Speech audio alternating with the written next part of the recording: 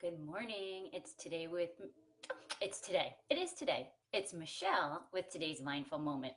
And today I want to talk to you about your past, how it affects you now, and how it affects you in your future.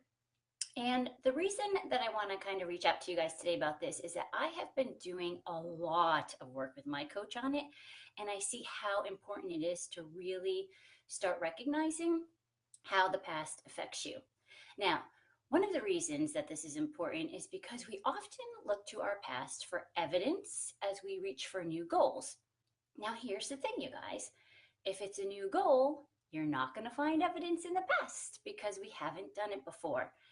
Oftentimes, this looks like when we tell ourselves, I've never been able to lose weight, or I've never been able to cut back on drinking. So what? Don't look to your past for evidence. It's totally possible for you to get these new goals and you just move forward. So that's reason number one. Reason number two, which I think is so important, is that oftentimes we look at our past and it may cause some sort of sadness or fear or frustration. And a lot of times when we do that, that's what leads us to overeating or over drinking in order to escape those feelings and feel better. So it's super important to start becoming aware of how you tell your story of your past. Here's the thing. In this present moment, your past affects you zero. You might be like, what?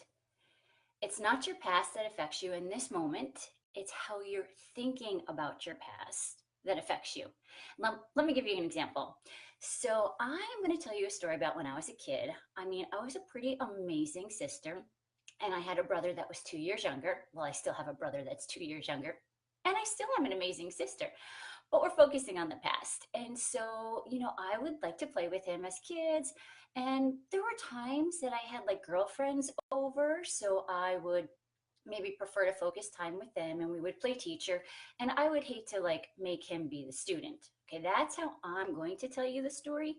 He will tell you on the same circumstance the story, probably more along the lines of, Michelle was an evil sister. When she had friends over, I would have to chase her down the hall and she would slam the door in my face and not let me play with her.